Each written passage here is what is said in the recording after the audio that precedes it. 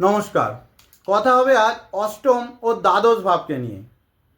আপনারা যদি অষ্টম এবং দ্বাদশ ভাবকে খুব ভালোভাবে বুঝতে চান তাহলে এই ভিডিওটা আপনাদের জন্য। আপনাদের জন্মকুণ্ডলীর অষ্টম এবং দ্বাদশ ভাবেতে যদি এক বা একাধিক গ্রহ থাকে কিংবা অষ্টম পতির সাথে এক বা একাধিক গ্রহ যদি থাকে তাহলে এই ভিডিওটা আপনারা খুব ভালোভাবে দেখুন। এছাড়াও আপনার জন্মকুণ্ডলীর অষ্টম বা দ্বাদশ ভাবের উপায় কেন সকলের অবশ্যই করা উচিত এবং উপায় হিসাবে সর্বাধিক কার্যকরী উপায় কি হতে পারে তাও আমি এই ভিডিওতে আপনাদের সামনে তুলে ধরব। তাহলে আজকে শুরু করা যাক। এই দুটো হাউস, এই দুটো ঘর অষ্টম এবং দ্বাদশ ভাবকে নর্মালি আমরা নেগেটিভ হাউস, খারাপ হাউস বলে থাকি, কিন্তু এই দুটো ঘরই আমাদেরকে এক্সট্রা অর্ডিনারি বানাতে পারে, আমাদেরকে লিজেন্ড কিংবদন্তি বানানোর ক্ষমতাও রয়েছে এই অষ্টম আর দ্বাদশ ভাবের মধ্যে। যাদের জন্মকুণ্ডলিতে এই অষ্টম ভাব বা দ্বাদশ ভাবেতে অনেকগুলো গ্রহ রয়েছে কিংবা অষ্টম বা দ্বাদশ পতির সাথে অনেকগুলো গ্রহ একসাথে বসে রয়েছে, ফার্স্ট প্রেডিকশান কি আসতে পারে? লাইফে দুঃখ, কষ্ট, পীড়া, লস, আইসোলেশন, সেপারেশন ইত্যাদির দ্বারা সে সারাউন্ডেড থাকবে। যারা দেখবেন ডাক্তার কিংবা সার্জেন, এরা দুঃখ, কষ্ট, দুর্ঘটনা, অ্যাক্সিডেন্ট, সাফারিং ইত্যাদিকেই সারাক্ষণ ডিল করছেন। অ্যাস্ট্রোলজারদের কাছেও মানুষরা সাধারণত বিভিন্ন ধরনের সমস্যা, প্রবলেম নিয়েই আসেন, তাই অ্যাস্ট্রোলজাররাও মানুষের দুঃখ, কষ্ট, সাফারিংকে নিয়েই তারা ডিল করছেন। আমরা জানি যে আমাদের জন্মকুণ্ডলীর অষ্টম ভাব বা 8th হাউস অকাল্ট, জ্যোতিষ, তন্ত্র ইত্যাদি অষ্টম ভাবের ডোমেনের মধ্যে পড়ে। যেমন ধরলাম আপনি একজন সিংহ লগ্নের ব্যক্তি, তাহলে এটা হলো এই মীন রাশির ঘরটা আপনার অষ্টম ভাব।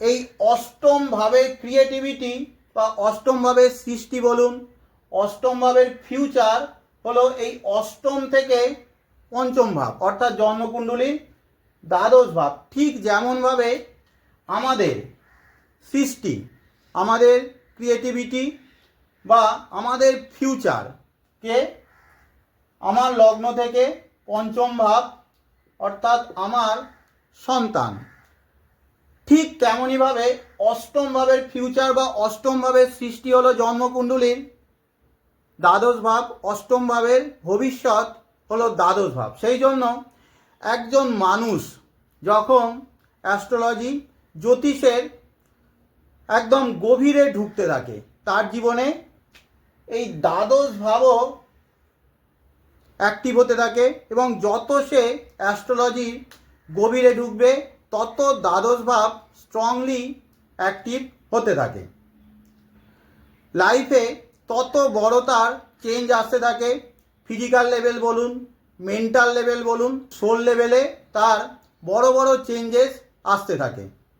ধীরে ধীরে সেই মানুষটা স্পিরিচুয়াল হতে থাকে, তার মধ্যে থেকে আসক্তি কমতে থাকে, মুক্ত হতে থাকে, আইসোলেশনকে সে এনজয় করে, একাকিত্ব ভালোবাসতে থাকে, অনেক কিছুকে সে ইগনোর করে দেয় এবং সে ত্যাগী হতে থাকে। আলটিমেট লাইফের পারপাসকে সে বুঝে যায়। অধিকাংশ অ্যাস্ট্রোলজার যারা খুব ডিপে গিয়ে অ্যাস্ট্রোলজি চর্চা করেন তাদের চার্টে দেখবেন যে অষ্টম এবং দ্বাদশ ভাব লোডেড, অর্থাৎ অষ্টম এবং দ্বাদশ ভাবেতে অনেকগুলো গ্রহ রয়েছে কিংবা অষ্টমপতি বা দ্বাদশপতির সাথে অনেকগুলো গ্রহ একসাথে বসে রয়েছে। যেমন আমাদের দেশের সবথেকে বিখ্যাত অ্যাস্ট্রোলজারদের মধ্যে একজন শ্রী কে এন রাও তার জন্মছকে এই তুলা লগ্ন, তার লগ্নে রয়েছে অষ্টমপতি শুক্র, তার সাথে দশমপতি চন্দ্র, দ্বিতীয়পতি মঙ্গল, অর্থাৎ অষ্টমপতি তার লোডেড। একই রকমভাবে তার দ্বাদশ ভাবেতেও উচ্চস্থ বুধ রয়েছে, রবি রয়েছে, কেতু রয়েছে, অর্থাৎ দ্বাদশ ভাবটাও তার লোডেড। এখন কেউ হয়তো বলবেন যে শুক্র মঙ্গলের যোগ, চরিত্র খারাপ, কিংবা চন্দ্রমঙ্গল মাথা গরম, অষ্টমপতির সাথে মঙ্গল বসে রয়েছে, দ্বিতীয় পতি হিসাবে মারক অ্যাক্সিডেন্ট হবে, কিংবা দ্বাদশে রবি কেতু মান সম্মান হানি, সরকারি চাকরি হবে না, প্রচুর লস ক্ষতি।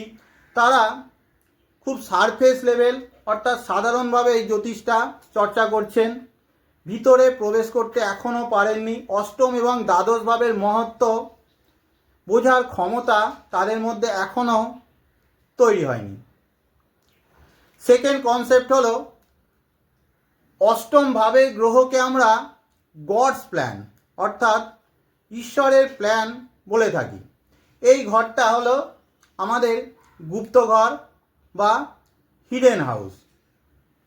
যেমন এই তুলা লগ্নের ক্ষেত্রে এইটা হলো তার এই অষ্টম ভাব। এখন এই অষ্টম ভাবের গ্রহের সাথেও হিডেন অর্থাৎ গুপ্ত ভাব জড়িত। আমাদের মানুষদের দূরদৃষ্টি খুব সীমিত, ঈশ্বরের প্ল্যানকে বোঝার ক্ষমতা আমাদের মধ্যে থাকে না। এই অষ্টম ভাবে গ্রহ, ধরুন এখানে কারোর বৃহস্পতি রয়েছে, কোনো গ্রহ রয়েছে, এই গ্রহটা আমার লাইফে ট্রান্সফরমেশন, চেঞ্জেস, পরিবর্তন আনতে পারে, কিন্তু প্রথমে সে আমাদেরকে এক্সট্রিম কষ্ট দেবে। এই কষ্টের মাধ্যমেই আমাদের লাইফে ট্রান্সফরমেশন, পরিবর্তন আসবে, নতুনভাবে আমাদেরকে তৈরি করবে এবং অ্যাট লাস্ট আমাদেরকে ওপরে তুলবে। তবে অবশ্যই এই অষ্টম পতিকে এবং অষ্টম ভাবে গ্রহকে শুভ বা শক্তিশালী অবস্থায় থাকতে হবে। যেমন ধরুন আমি একজনকে চিনি যার জন্মছকেতে এই মকর লগ্নের জন্মছক, তার এই অষ্টম ভাব এই সিংহ রাশির ঘরেতে স্বগৃহস্থ রবি রয়েছে। বেকার যুবক, একদিকে যেমন বেকারত্বের চাপ রয়েছে, পিতার কোনো এক কথায় খুব কষ্ট পেলেন, তার ইগোতে লেগে গেল, ঘর ছেড়ে মিডল ইস্টের কোনো একটা কান্ট্রিতে সে চলে যায় এবং সেখানে গিয়ে রেস্টুরেন্টে কুক, ওয়েটার হিসাবে কাজ করতে থাকে। হাতও খুব ভালো, কিছুদিন পরেই সেই রেস্টুরেন্টের ম্যানেজার সে হয়ে যায়। এখন নিজের বেশ কয়েকটা হোটেল, রেস্টুরেন্টও সেখানে রয়েছে। তাহলে তার জীবনে ট্রান্সফরমেশন নিয়ে এলো কে? অষ্টমের গ্রহ এই রবি, অর্থাৎ তার পিতা এবং ইগো তার জীবনে বড় চেঞ্জ, পরিবর্তন নিয়ে এলো, কিন্তু সেই পরিবর্তন এলো অনেক কষ্ট, সাফারিংসের মাধ্যমে। যেমন ধরুন কারোর অষ্টমে যদি শুক্র থাকে, এই শুক্র যদি শুভ অবস্থায় থাকে তাহলে প্রথমে কোনো না কোনো লাভ রিলেশনের মাধ্যমে সে ডিপ শক পাবে, কষ্ট পাবে, এবং এই ডিপ শক কষ্ট তার লাইফকে পুরোপুরি চেঞ্জ করে দেয়। আগে হয়তো কেরিয়ারের ব্যাপারে সে সিনসিয়ার ছিল না, কিন্তু এখন খুব প্র্যাকটিক্যাল হয়ে গিয়েছে এবং ওয়ার্ক অ্যালকোহলিক হয়ে গিয়েছে। ধরলাম আপনি একজন মেষ লগ্নের ব্যক্তি, আপনার অষ্টমপতি মঙ্গল সে এই দশমে কেরিয়ারের জায়গায় উচ্চস্থ অবস্থায় রয়েছে। আমরা জানি যে অষ্টম ভাব আনঅর্থোডক্স জিনিস, আনকনভেনশনাল জিনিসেরও কারক, আর মঙ্গল টেকনিক্যাল বিষয়কে বুঝিয়ে থাকে। এই ব্যক্তি হয়তো আজ থেকে 20 বছর আগে এআই নিয়ে চর্চা করেছে, পড়াশুনো করেছে। সেই সময় সে প্রচুর বাধাও হয়তো পেয়েছে, পারিবারিক বাধা বলুন, বাহ্যিক বাধা পেয়েছে। সেই সময় কোনো কাজ পায়নি, বেকার ছিল। কিন্তু আজকের এই এআইয়ের যুগে এ হয়তো অনেক কাজ পাচ্ছে, খুব ভালোভাবে এখন সে দাঁড়িয়ে গিয়েছে। অষ্টম ভাবের গ্রহ এইরকমভাবেই কষ্ট দিয়ে আমাদেরকে ভাঙা গড়ার মাধ্যমে আবার তৈরি করে। অষ্টম ভাবের গ্রহ প্রথমে পেন দেবে, তারপরে আমাদেরকে জ্ঞান দেয়। এবার থার্ড কনসেপ্টে চলে আসি। অষ্টম ভাব আমাদের আফটার লাইফ ফেমকে বুঝিয়ে থাকে, অর্থাৎ মরার পরেও এদের নাম যশ কীর্তি খ্যাতি বজায় থাকে। যেমন ধরুন, অনেকের নামেতে অনেক হসপিটাল আছে, অনেক স্কুল কলেজ কিংবা রোড, অনেক অ্যাওয়ার্ডও তাদের নামে দেয়া হয়। এদের মৃত্যুর পরেও এদের কীর্তি জীবিত থাকে। আপনার জন্মকুণ্ডলিতে এই অষ্টম ভাব বা অষ্টম পতি যত বলি থাকবে, মৃত্যুর পর তত পজিটিভ এফেক্ট আপনার সোসাইটি সমাজের উপরে থাকবে। যেমন ধরুন, পণ্ডিত ঈশ্বরচন্দ্র বিদ্যাসাগরের জন্মছকটা যদি আপনারা খুঁজে বার করেন, দেখবেন যে কর্কট লগ্ন, অষ্টম ভাবেতে বৃহস্পতি বসে রয়েছে, নবমপতি বৃহস্পতি অষ্টমে, আর অষ্টমপতি শনি নবমে। অষ্টম আর নবমের মধ্যে এক্ষেত্রে ক্ষেত্র বিনিময় হচ্ছে। ওনার জীবনে ট্রান্সফরমেশন কারা এনেছিল? বৃহস্পতি, অর্থাৎ ব্রাহ্মণ শ্রেণীর ব্যক্তি কিংবা জ্ঞানী মানুষরা বিধবা বিবাহ বলুন কিংবা স্ত্রী শিক্ষা বিস্তারে এরা বিরোধিতা করেছিল এবং নতুনভাবে এনাকে জন্ম দিয়েছিল, নতুনভাবে এনার লাইফকে চেঞ্জ করে ট্রান্সফর্ম করে এরা দিয়েছিল। প্রথমে অনেক কষ্ট পেয়েছেন, অনেক বাধা পেয়েছেন, কিন্তু এই অষ্টম ভাবের গ্রহই তাকে আফটার লাইফ ফেম, অর্থাৎ তার কৃতিত্বকে, তার কীর্তিকে অমর করে রেখেছে। একই রকমভাবে যদি আমরা মোদিজির জন্মছকটা বার করেন, দেখবেন যে ওনার এই বৃশ্চিক লগ্ন, অষ্টমপতি বুধ, সেখানে একাদশে উচ্চস্থ, সাথে রবি কেতু, কেতু মানে ধ্বজা ফ্ল্যাগ, দশমপতি রবির সাথে অষ্টমপতি উচ্চস্থ। ওনার রাজনৈতিক জীবন সম্পর্কে অনেকের মতভেদ থাকতে পারে, কিন্তু 50-100 বছর পরেও মানুষ ওনাকে মনে রাখবে। একজন প্রাইম মিনিস্টার এসেছিলেন যিনি অনেক দিন এই এত বড় দেশটাকে শাসন করেছিলেন। কিন্তু ইন জেনারেল এই দুটো ঘর, অর্থাৎ এই অষ্টম ভাব এবং দ্বাদশ ভাব কিন্তু ভালো ঘর না।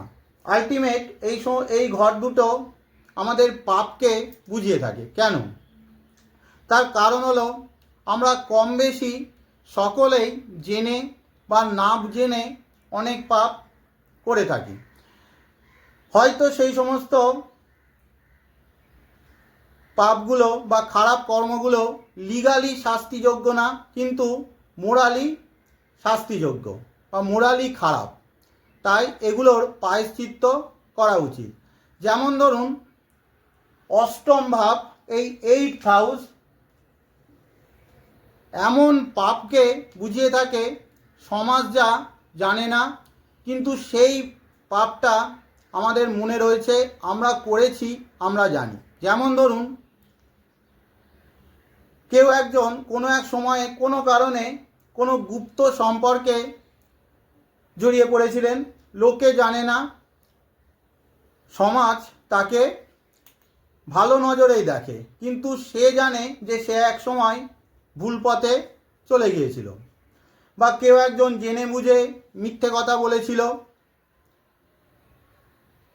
বা মিথ্যে সাক্ষী দিয়েছিল, তার জন্য অন্য একজনের ক্ষতি হয়ে গিয়েছে।